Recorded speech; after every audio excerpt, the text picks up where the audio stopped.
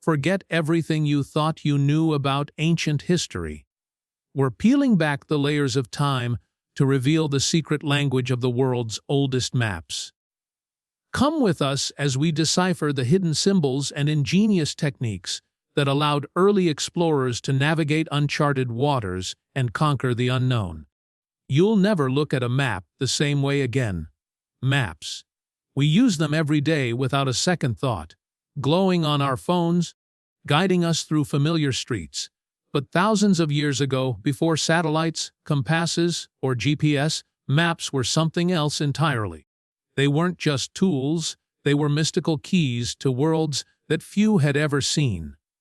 And for the people who made them, they were works of genius, and sometimes secrets to be guarded with their lives. Our journey begins not in a library, but in the sands of Mesopotamia. Archaeologists discovered what's considered the oldest known map, a clay tablet from around 600 BCE, etched with cuneiform symbols. It wasn't drawn for decoration. This map was a guide to cities, rivers, and even mythic realms, embedded with a mix of real geography and spiritual cosmology.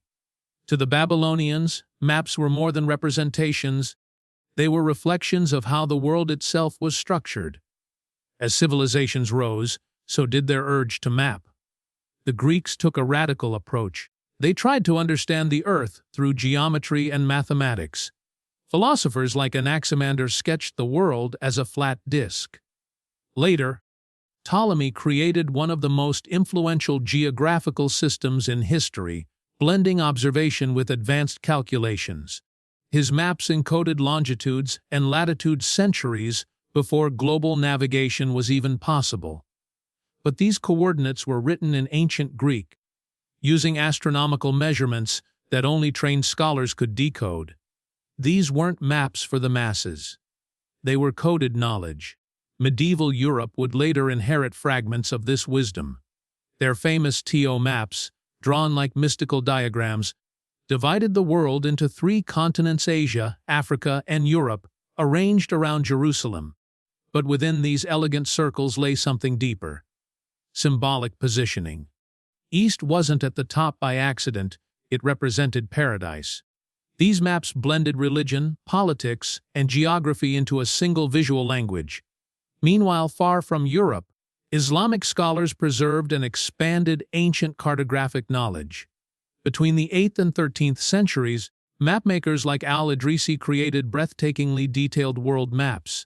His 12th century Tabula Rogeriana wasn't just a drawing, it was the product of interviews with explorers, sailors, and merchants from across Africa, Asia, and Europe.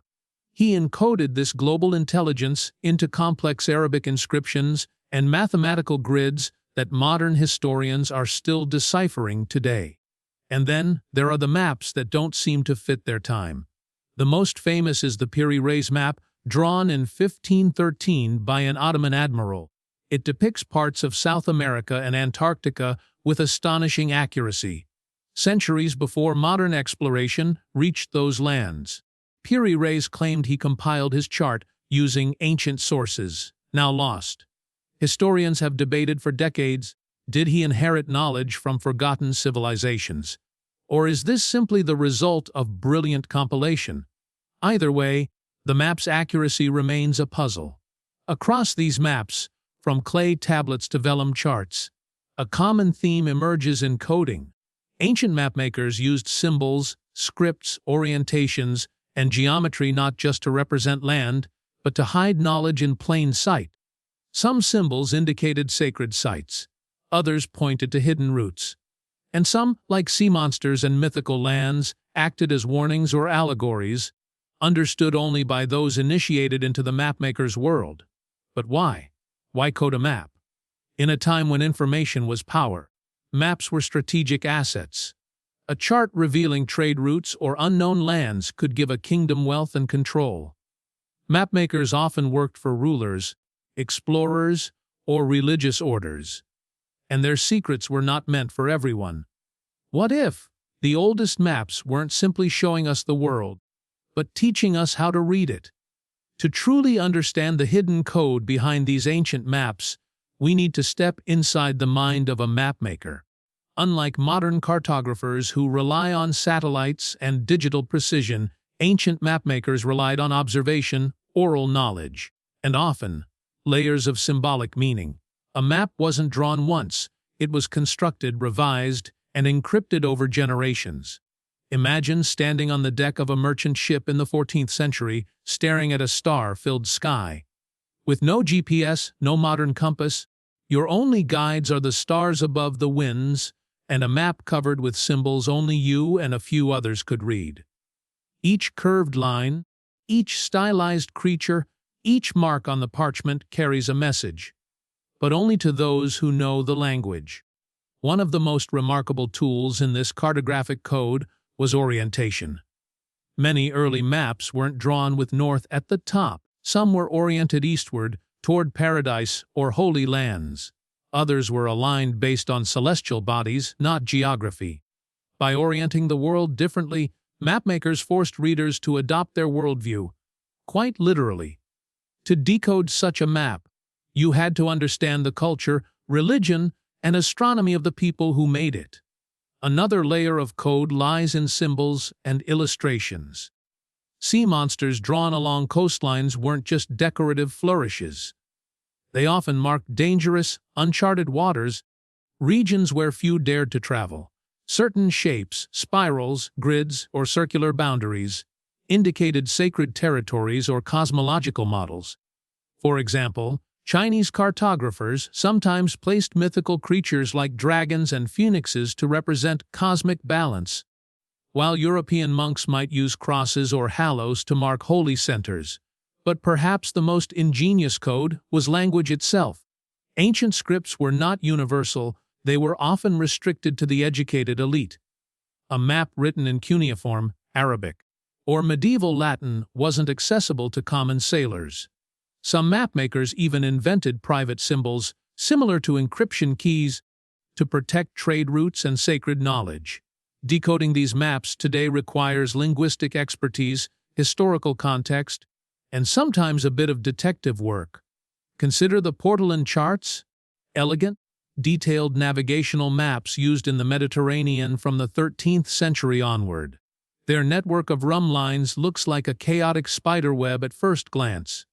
But for sailors, these lines were essential, representing wind directions and sailing routes, radiating from compass roses placed across the parchment. Without knowing this code, the map seems decorative. With it, it becomes a precision instrument centuries ahead of its time.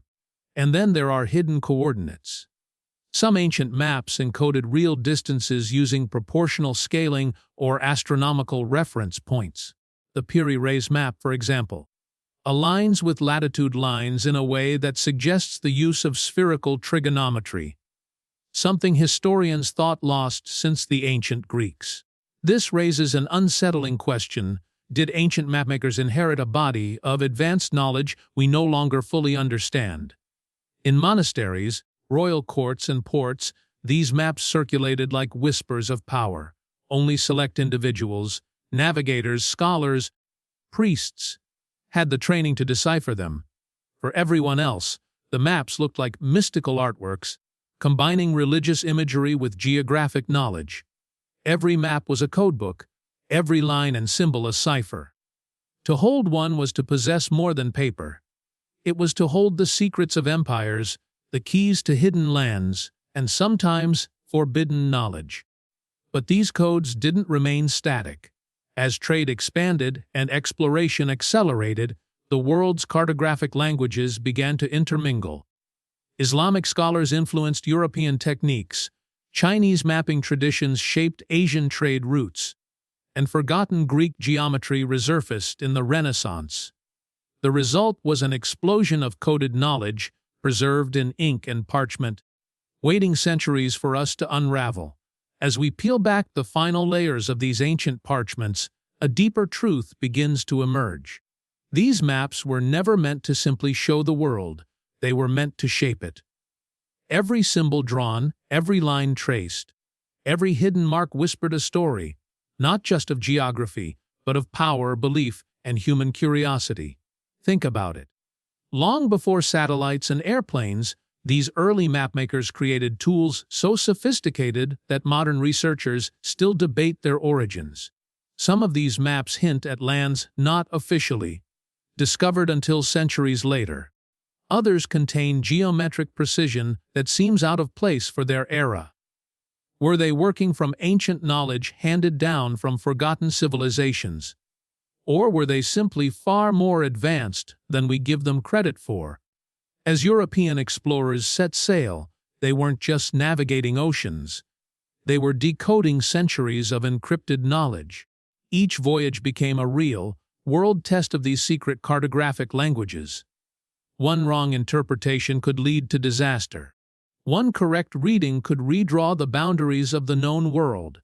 And yet, for all our technological advancements today, there's something haunting about these maps.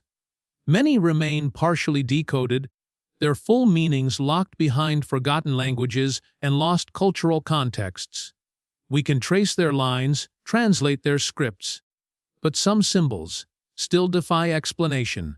It's as if the mapmakers left us a puzzle, a breadcrumb trail through history.